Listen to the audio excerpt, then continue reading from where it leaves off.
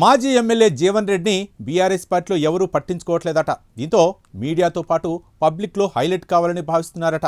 ఇందులో భాగంగా జీవన్ రెడ్డి తెగ ఓవర్ యాక్షన్ చేస్తున్నారట.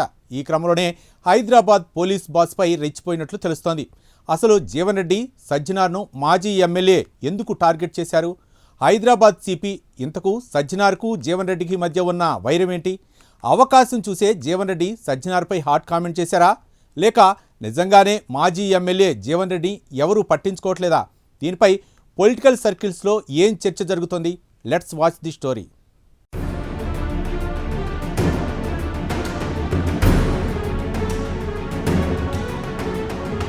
హైదరాబాద్లో పాలిటిక్స్ హీటెక్కాయి. క్షణక్షణం హై టెన్షన్ వాతావరణం కనిపిస్తోంది. అలా అని ఇదేదో ఇద్దరు నాయకుల మధ్య పొలిటికల్ వార్ కాదు. ఖద్దరుకు ఖాకీకి మధ్య ముదిరిన జగడం ఇప్పుడు బజారుకెక్కింది. అవును, హైదరాబాద్లో ఖాకీ వర్సెస్ ఖద్దర్లా మారింది పరిస్థితి. హైదరాబాద్ పోలీస్ బాస్ సజ్జనార్పై బీఆర్ఎస్ మాజీ MLA Jeevan Reddy full fire అవుతున్నారు. జీవన్ రెడ్డి పోలీసుల తీరుపై చేసిన వివాదాస్పద వ్యాఖ్యలు దుమారం రేపుతున్నాయి. ఫోన్ ట్యాపింగ్ కేసులో మాజీ ముఖ్యమంత్రి కేసీఆర్ను సిట్ అధికారులు విచారించడంపై ఆగ్రహం వ్యక్తం చేసిన ఆయన పోలీసులను ఉద్దేశించి అత్యంత ఘాటుగా హెచ్చరికల ధోరణిలో మాట్లాడారు.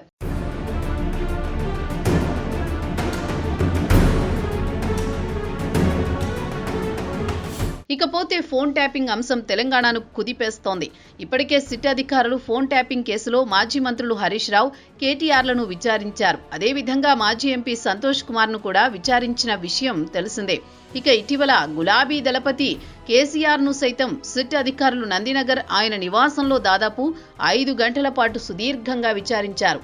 విచారణలో భాగంగా ట్యాపింగ్ ఆదేశాలు ఎవరి నుండి వెళ్లాయి, ఇంటెలిజెన్స్ అధికారులకు మీరు స్వయంగా సూచనలు ఇచ్చారా వంటి ప్రశ్నలపై అధికారులు ఆరా తీశారు. ప్రభాకర్ రావు, రాధాకిషన్ రావు వంటి అధికారుల నియామకాలు, డేటా ధ్వంసంపై కేసీఆర్ ఇచ్చిన సమాధానాలు సిట్ అధికారులు రికార్డు చేశారు. ఈ విచారణ నివేదిక ఆధారంగా తదుపరి చర్యలు ఉండనున్నాయి.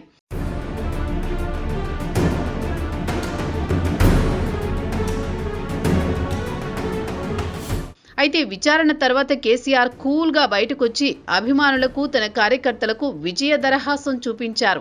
మొత్తంగా ఫోన్ ట్యాపింగ్లో కేసీఆర్కు నోటీసులు ఇవ్వడంపై తెలంగాణ వ్యాప్తంగా నిరసనలు మిన్నంటాయి.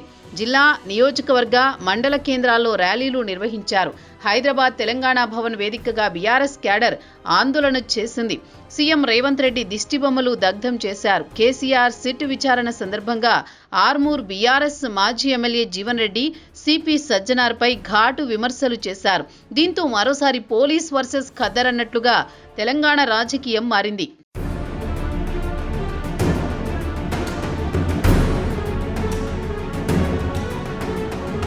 ప్రస్తుతం ఫోన్ ట్యాపింగ్ అంశంలో ప్రభుత్వం ఏర్పాటు చేసిన సిట్టుకు చీఫ్గా హైదరాబాద్ సిపి సజ్జనార్ ఉన్నారు. దీంతో పింకు పార్టీ నేతలు సజ్జనార్ టార్గెట్ గానే విమర్శలు చేస్తున్నారు. అందులో భాగంగా జీవన్ రెడ్డి సజ్జనార్ను ఉద్దేశించి ఆర్టీసీ ఎండీగా ఉండి వేల కోట్లు సంపాదించారని కామెంట్స్ చేశారు. సజ్జనార్ కాంగ్రెస్ పార్టీ మనిషి అంటూ జీవన్ రెడ్డి ఫైర్ అయ్యారు. గత లోక్సభ ఎన్నికల్లో కర్ణాటకలో ఏదో ఒక పార్లమెంటు నియోజకవర్గం నుంచి పోటీ చేసేలా ప్రయత్నాలు చేశారని జీవన్ రెడ్డి వివాదాస్పద వ్యాఖ్యలు చేశారు.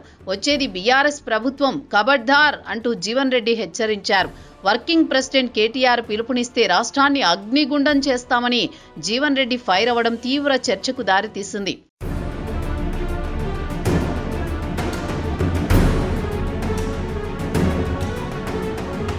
అయితే ఆర్మూర్ మాజీ ఎమ్మెల్యే జీవన్ రెడ్డి సజ్జనార్ను టార్గెట్ చేయడం వెనుక చాలా పెద్ద కథే ఉందట.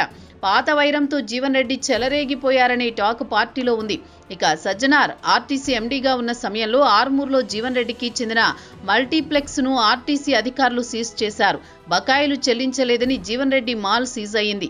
దీనిపై జీవన్ రెడ్డి కోర్టుకు వెళ్లి స్టే తెచ్చుకున్నారు.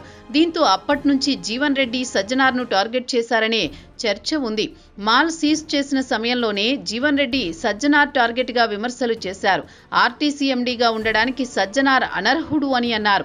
దీంతో ఆ వివాదం అప్పట్లో సద్దుమణిగినా తాజాగా సజ్జనార్ సిట్ చీఫ్గా ఉండడంతో జీవన్ రెడ్డి తన విమర్శలకు పదును పెట్టారనే టాక్ నడుస్తోంది. ప్రస్తుతం కేసీఆర్ను విచారణ చేస్తున్నారు కాబట్టి ఇదే అదనుగా భావించి మరోసారి సజ్జనార్పై మాజీ ఎమ్మెల్యే జీవన్ రెడ్డి కామెంట్స్ చేశారట. బీఆర్ఎస్ నుంచి 2 సార్లు జీవన్ రెడ్డి ఆర్మూర్ ఎమ్మెల్యేగా గెలిచారు. 2023 అసెంబ్లీ ఎన్నికల్లో ఓడిపోయారు.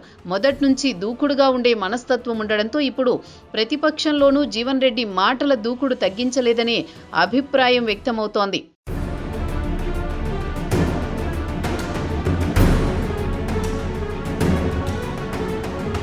మొత్తానికి కేసీఆర్ సిట్ విచారణ జీవన్ రెడ్డి, సజ్జనార్ను టార్గెట్ చేయడానికి అవకాశం ఇచ్చిందనే చర్చ జరుగుతోంది. దీనిపై సిపి సాబ్ రియాక్షన్ ఏ విధంగా ఉంటుందో అనే చర్చ సర్వత్రా జరుగుతోంది.